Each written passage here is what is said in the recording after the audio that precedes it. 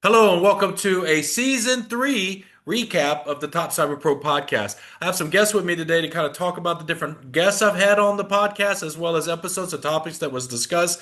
It was a fantastic season, and I always am surprised by how each season keeps getting better and better and better. But without further ado, let me just introduce you to two of my guests that's going to be discussing these season and the episodes with me. So down below, I have Yavo from Yavoz.tech, and Yavoz.tech is a site that seeks to help people get into cybersecurity. He covers a lot of ground. I know he focuses a lot of books and content around the Security Plus and the related certs in that entry level to intermediate level. He's got a lot of books, a lot of content, and just check out his site, Yavoz.tech. He's always got something new that he's generating for that site. But Yavoz, what else am I missing there about Yavoz.tech that you do? Well, first and foremost, you're really too kind as far as all the nice words you just said. Secondly, as far as free stuff that you can go on and grab and people can get some value out of, resume templates and other tools and stuff to get started and find a job, keep a job, and how to make yourself way more competitive than anyone else in the market for cybersecurity is what Yavo's.tech is all meant to do to make it. And almost everything on that site's free, so have at it. And he said the magic word is free, and it can't get any better than being free. And I've known Yavo for a few years now, and he's helped a lot of folks just in the few years I've known him. He's helped a lot of folks go from like 30, $40,000 salaries to six-figure salaries within a short amount of time. So if anybody can get you there, Yavo is one of those phenomenal people that has, for the cost of free, can get you there. And then without further ado, I have another guest of mine. So Michelle Kaldenberg is the COO of TopCyberPro.com, and she's about to branch out later this year with her own. She's founded her own business that she's going to be launching in the fall. Can you tell us a little bit about what that is, Michelle? Sure. Hi again. It's nice to see you, Yavo and Jim. We wanted to talk a little bit Hello. about First Step into Tech. So, First Step into Tech is the very first entry point that we're hoping that people will take into cybersecurity. So, we're looking for brand new, fresh faces, people who are looking to change jobs and are intimidated by cybersecurity or intimidated by the industry in general. And we're just looking to provide them with the very first certification that they can get in the field with no background information, no background knowledge, just a little bit of studying and a little bit of reading. And Jim, as you always say, if you can read and comprehend, you can do cybersecurity. And so that's what First Step in Tech is for anybody looking to take that first step in the door and just launch their career. I mean, the whole platform is all about the name, that first step into tech. I love it. I am advisor onto that business and project as well, but I could already tell you the curriculum that she's developing, it's not only just the fundamental knowledge and training to get that first certification, but it's also resume development, trying to, coaching you to how to pass your first interview because a lot of us, as we go in our early parts of any career or any job, we get that what's called like I think it's called imposter syndrome, where we're like, oh, I'm not good enough for this. I'm faking it till I make it. But no, this training really informs you and educates you to the level where you can do the job. And as she said right there, I always tell people if you can read and comprehend, you could do anything. And that's what any job, you could do anything you put your mind to. So I love that that first step into tech is going to launch later this year and help lots and lots of people that never would have thought about giving IT cyber a try to go in that. But a little bit more about your backstory. It was only a few years ago. Like you kind of did a little bit of tech from my understanding about your bio, your professional bio, but in the past several years, you've actually gotten some considerable certifications. Do you mind just kind of sharing a little bit about that story? Just a little bit? Sure. So I started originally in marketing communications. My father was a computer programmer and he worked at the International Space Station and with NASA for quite some time of my childhood. And so he was in different avenues of computer programming. So I grew up playing with icons, the very first icons that you could make on a desktop computer, I grew up with. And so I wasn't quite as native as the next generation that coming up. But then I went into marketing communications and my former CISO realized that I spoke tech basically and that I understood what they were doing in cybersecurity because I had grown up with it. And the more and more that we got to know each other, he was like, okay, I need to give you a position on your team because I need more communications in IT. And my role continued to evolve with them. And then I met Jim, and Jim was like, you're already working adjacent to IT with what you're doing in communications. I really think you could bridge this gap. And at first, I didn't believe him. I was like, that's nice. I am not as intelligent as, the people I'm standing with in this room. And he's like, no, no, no.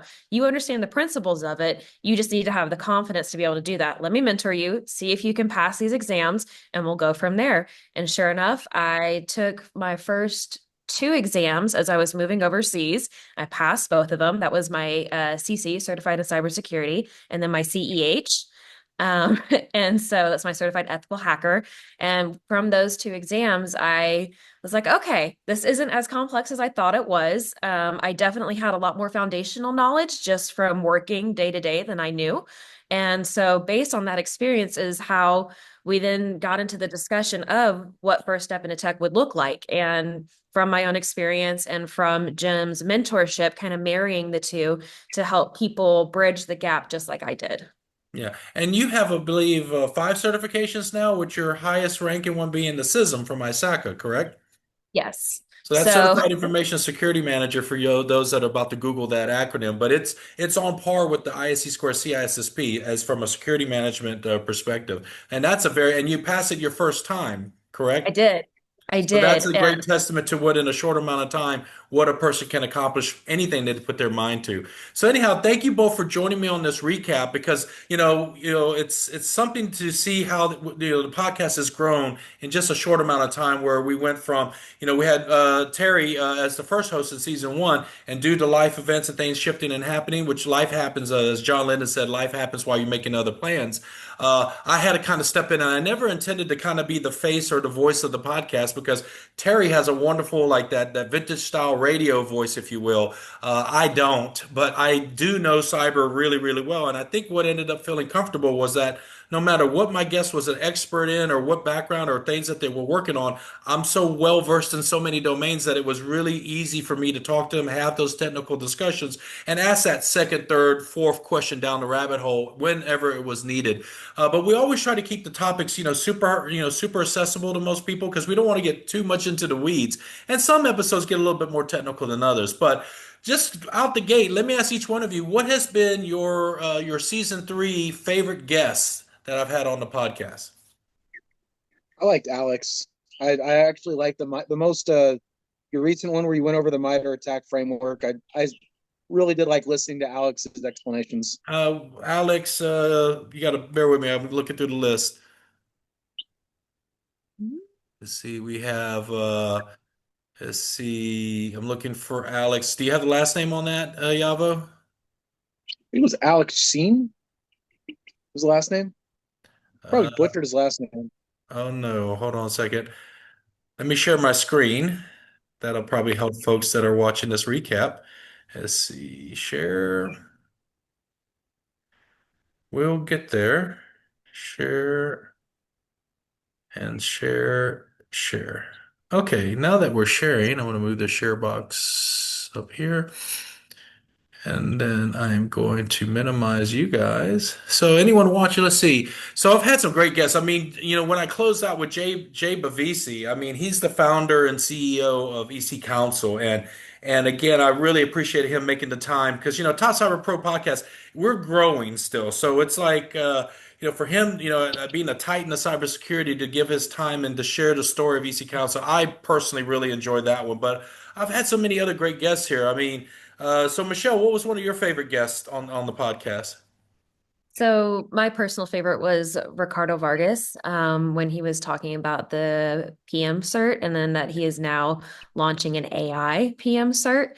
I think he had an interesting backstory, one that I thought was very touching and interesting. And then my second favorite, if I can, Yep. was the surprise story at the end of Tony. Oh So yes, Tony, right he here. Yep. talked about Deepwater Horizon, and it was like you were going through the podcast, and I usually am doing dishes or laundry while I'm listening to the podcast. But I was like, wait, hang on. Did he say Deepwater Horizon? And so if you haven't listened to that episode, I would strongly encourage you go listen to the episode, but definitely pay attention to the end of his podcast because that's where I was like, oh, shoot. Yeah. Oh, Yavo, I think you might have meant this episode where I Alex had the Cloud Caruso, by the Security way. Alliance guys on, and then Dr. Spina from MITRE Caveat. So we had Alex was one of the folks here. Yeah, I don't. I think it's Alex Kaluza, but that was a really Yeah, great season it was one. Alex Caruso.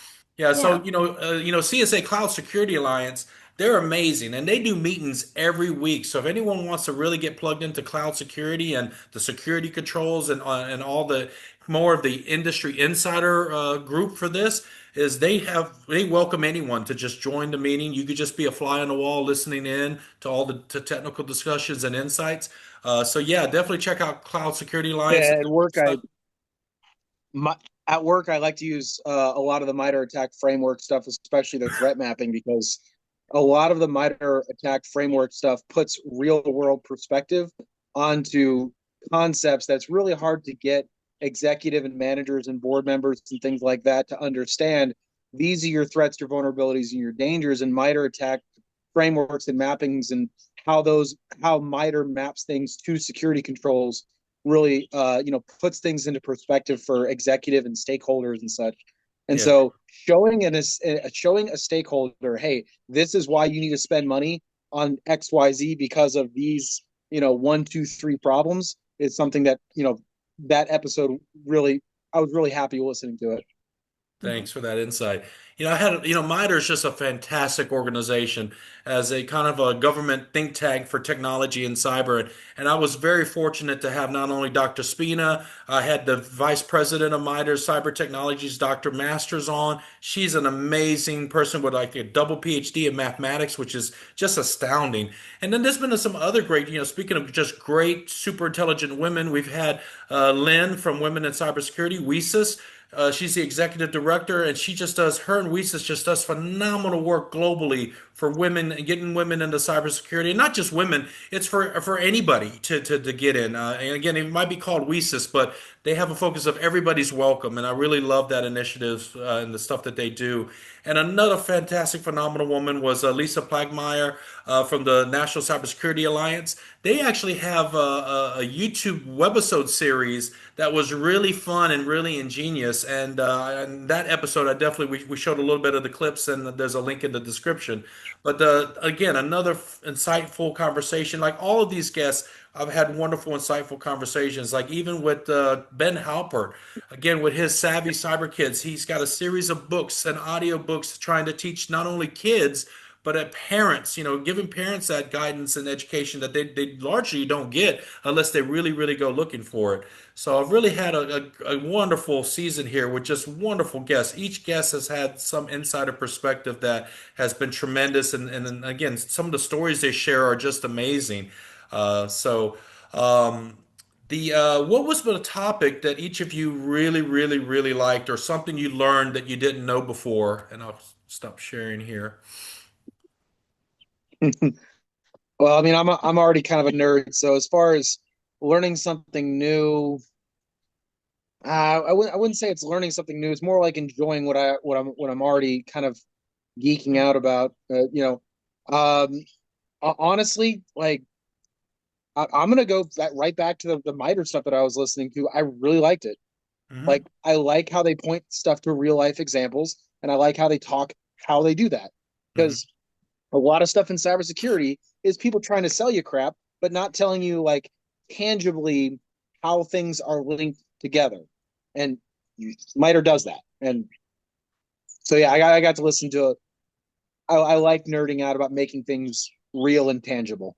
Awesome. Mhm. And Miter's great at that. Is there a particular topic of interest that you found intriguing, interesting this past season, Michelle? So again, given my background in communications, Ben was one of my favorite episodes too. I really like how he took his real world experience with him and his family, and then also his professional expertise and put it in an approachable way, and an easy to understand way. And not only that, he took his own time and resources and then also created that series, but then also created a nonprofit with it. And so I'm always big about whenever not only do you have your passion and something you're really good at, but then you also have your own personal tie into it. And then the giving back portion is always my favorite. Well, I can tell you guys that I'm already 14 episodes into season four already recorded. And so we're launching today in the next 24 hours, season four, episode one. And I have Dr. Dina Caputo from MITRE, another person representing a great program, MITRE. She is leading the Insider Threat Program development at MITRE. And some of the discussions and insights is amazing because insider threat is one of those things, there's no magic bullet yet to completely eradicate that threat from the inside threat, right? But it was a very good and interesting conversation. I'm looking forward to seeing how this develops with them and what products, because MITRE does put out products and frameworks, what will come out of this work that she's doing with her team. And of course, there's a lot of great other guests that I won't name drop right now, but I will say that I do have a good emphasis on emerging technology and not just AI, because I can tell you, I was just at ISACA North America, and I was speaking there about quantum computing. And Oh, when what you was look that at these, like? it was great. It was 200 plus people, standing room only. But what I'm concerned about is that our conferences for the past 3 years have gotten 70 to 90% AI as their agendas. And I'll be quite honest, I'm AI'd out, meaning I know it's great, it's developing, it's going from baby steps to walking, and it's a wonderful tool, and it can be leveraged for so many great things, not just artwork and video and generating papers, etc. But it's going to do a lot more for us as time goes on. But we don't need it to be 90%. That's not all of cybersecurity is AI. It'll be an enabler and a tool, but what we need to have more of is about these other emerging technologies and other advancements that are happening that aren't getting the light shown on them. And one of those is going to be quantum computing because we are within the next 2 to 3 years going to start seeing, general purpose quantum computers on our desk, or at least in the Fortune 500 companies, or really, really wealthy people that want to buy quantum computers at first to be the early adopters. But we're going to start to see a lot more news about quantum computing, and I don't see it in the conferences yet. I've been invited to a few conferences to speak about the threats of it, but I'm not seeing a lot of other folks bringing this to the forefront of conferences. So I'm hoping that with my podcast, I have a lot of different experts, quantum physicists and scientists, and other researchers in the space that are going to come in and share the work that they're doing within the quantum space, as well as share information about quantum computing and the science behind it. So I'm really excited for the next season to bring that perspective to folks that watch these podcast videos. So I'm really excited about that. And again, already got 14 episodes into the season. It's going to be even a bigger season than season three, which if you can only imagine that, it's insane. But just to ask you guys, if I could add any particular topics, into the mix, what would be a topic that maybe a very niche topic or something that I haven't addressed yet in the podcast that you guys would like to see? Hmm. Michelle, anything? Say again? I would say do a game jam. So I would be really interested to see if you went through the logical process for making developing a small just a small video game. People have a lot of concepts about like, oh, it's too hard, I can't do it, it's impossible. But the idea of making a storyboard of, hey, this is the idea that I have, this is the concept of what I want to do, what engines can facilitate that, and then stepping yourself through the mechanics of making a game. You can make a little, a little fun video game in a game jam. People do it in the span of maybe the course of a week or so, and going through writing your idea on paper, writing out the requirements to make that idea on paper a reality, and then stepping through that. It's generally referred to as a game jam.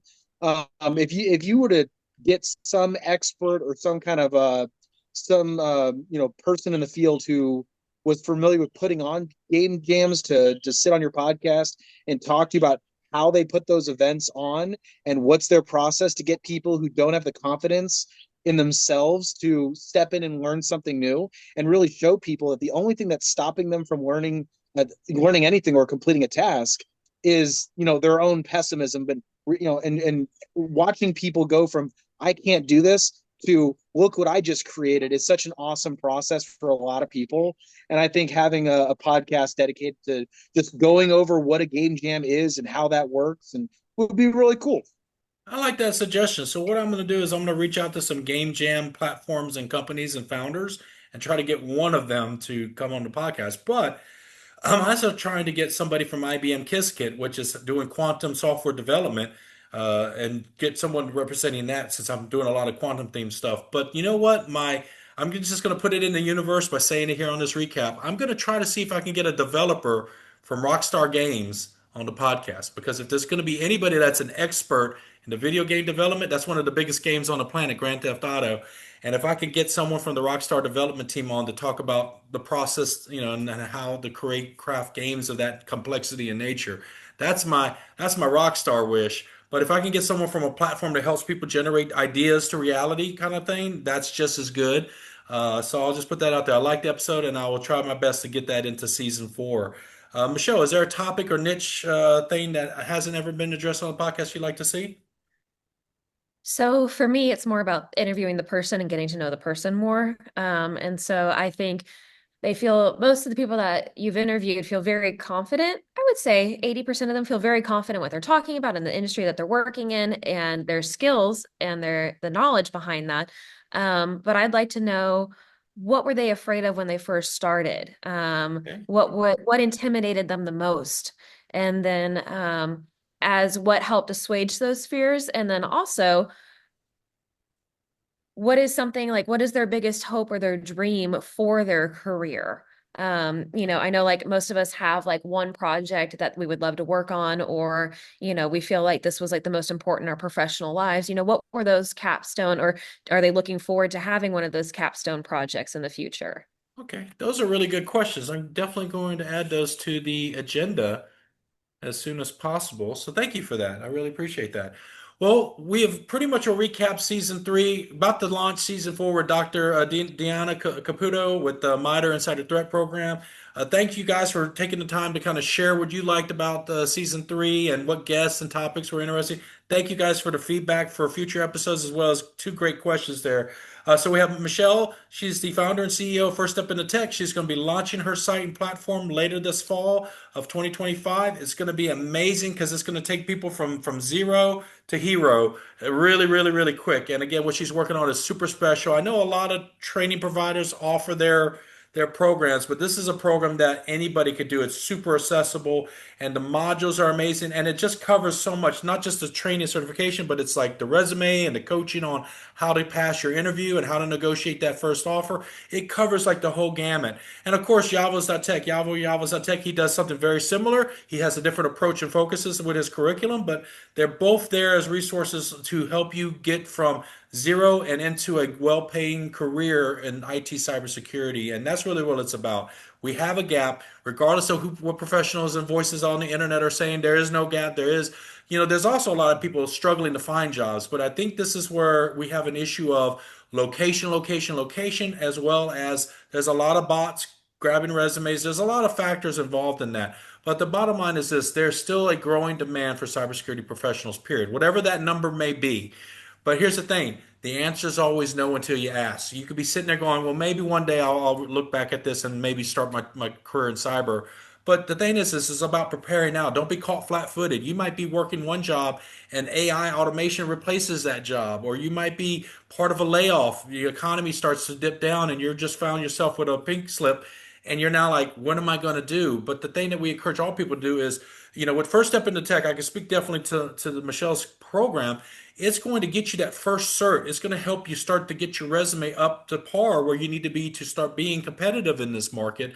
And you know what? It costs you nothing but your time. And so I think that initiatives like that, as well as Yavoz.tech with all its free resources, again, if it's only costing you time at the cost of free, you have no excuses than to get prepared and not be caught flat-footed when something bad comes in the job market or the world economy, etc. Anyhow, thank you both for being a guest here to do this season three recap.